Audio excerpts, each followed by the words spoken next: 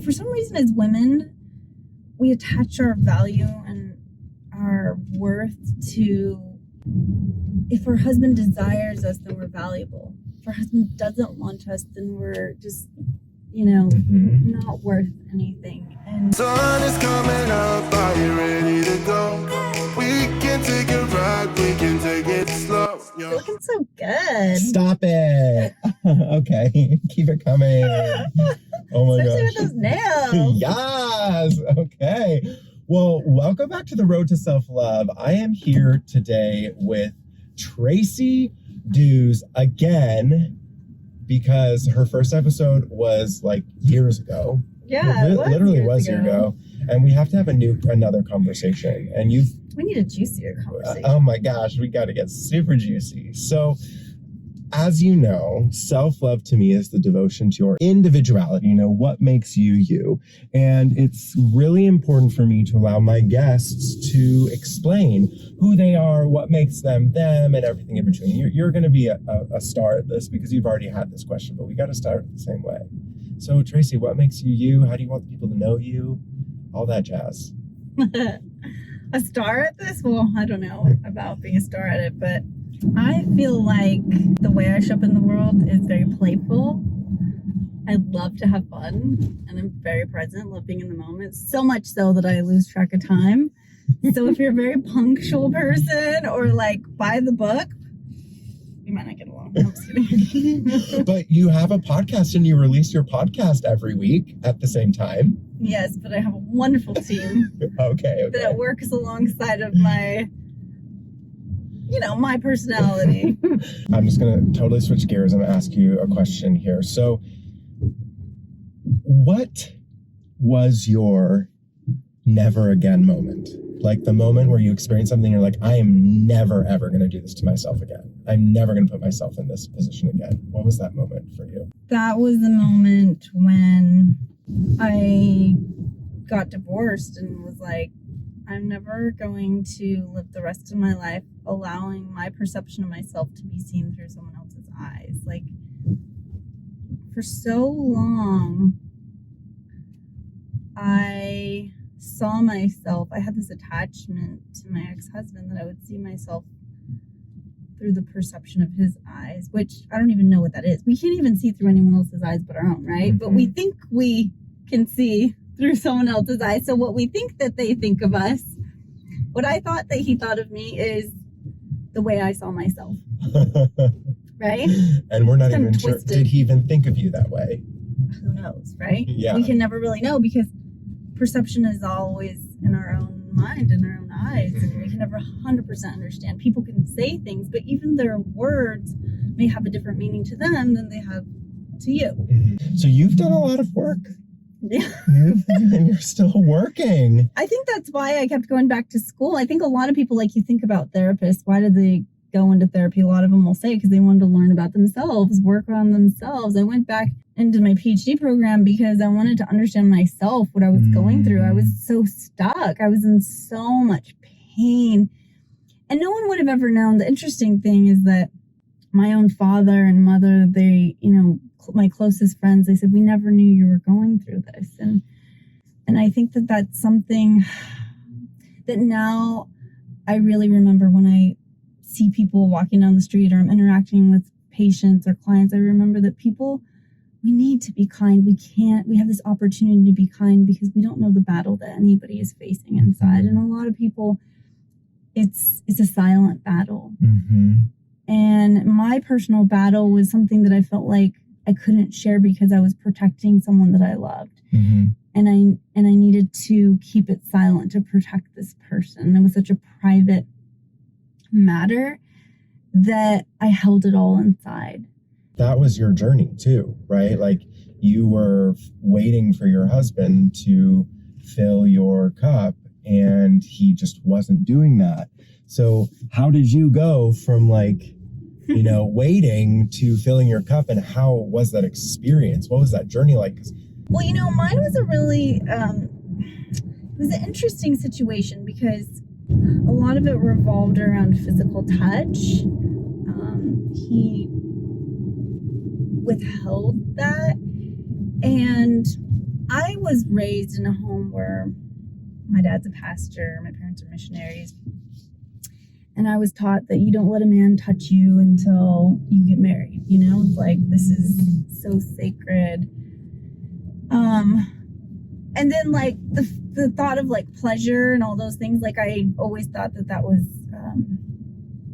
was raised that's not something that you should do. You wait to find that in the confines of marriage, and you come together and you find pleasure together and you do this together.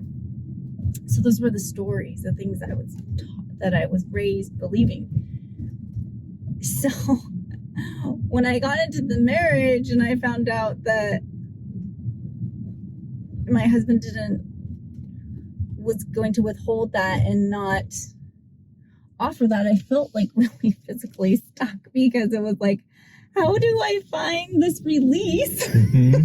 Literally, how do I find this release when, like, it's like your own personal torture? You're laying next to someone that you're attracted to, that you love, but you can never touch them and they don't want to touch you. Mm-hmm.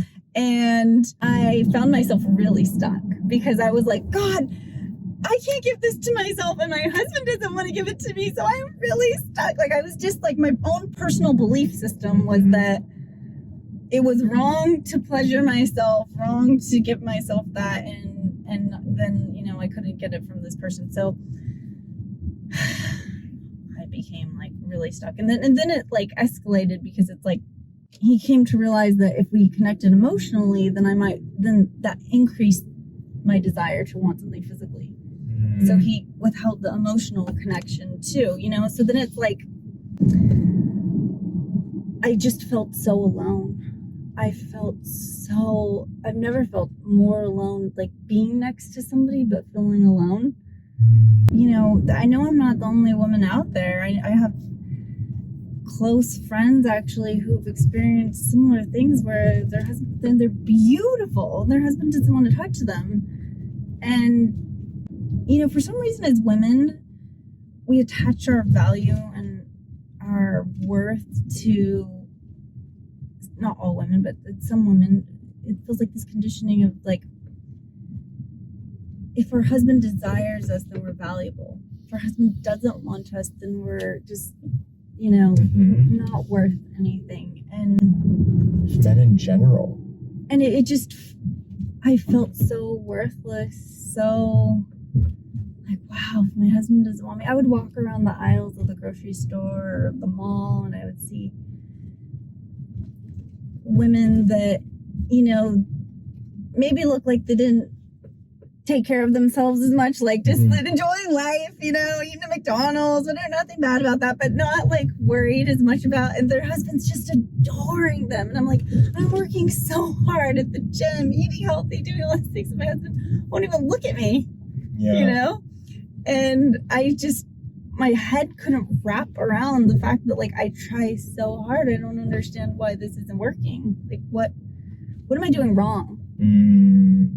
And I kept focusing so much on what I was doing wrong and what he wanted. And I would look at him when we'd walk around, and I'd look at what he'd look at and be like, okay, he likes that. I noticed that girl's catching his attention. Okay, maybe I need to change my hair like that. Or maybe I need to dress like this. And trying so hard to be the one that he would want. Yeah. And you were just never able to be that person. Yeah, and what I had to finally realize was it wasn't about me. And that took a lot of work to rewire that. Trust me, because it wasn't just someone being able to say that. It was like, yeah, I can cognitively comprehend this, but my cells still don't believe that. Right. I still, every part of my body was like, no, this is about me. I'm doing something wrong. I need to be perfect. I need to fix this in order to be loved. What can I do? Just give me a formula. I'll do it. I'm willing to do the work, put in the work, do the discipline, whatever it takes. I will do it. Just tell me what to do. But then it came down to a thing where it was like, there's nothing you can do, Tracy. Yeah.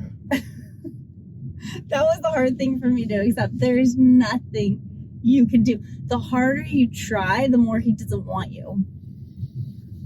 So let it go.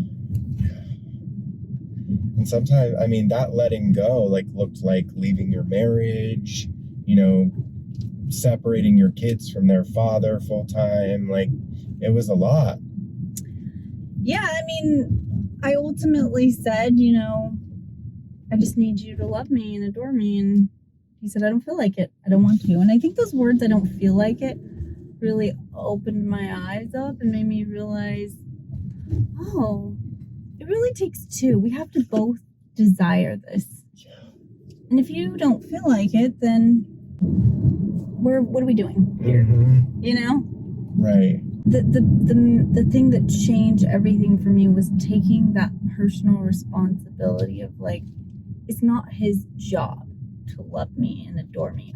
That would be nice, and that's like the cherry on top of life, and it's like so juicy to have that, and I can't wait until I have that. But it's no one's responsibility to fill me up with that. That is mine. And I really made responsibility my word of 2019. It was like I marinated, sat with that word, like really felt it, and was like, responsibility is my ability to respond. I am never a victim anymore. I get to choose how I want to show up.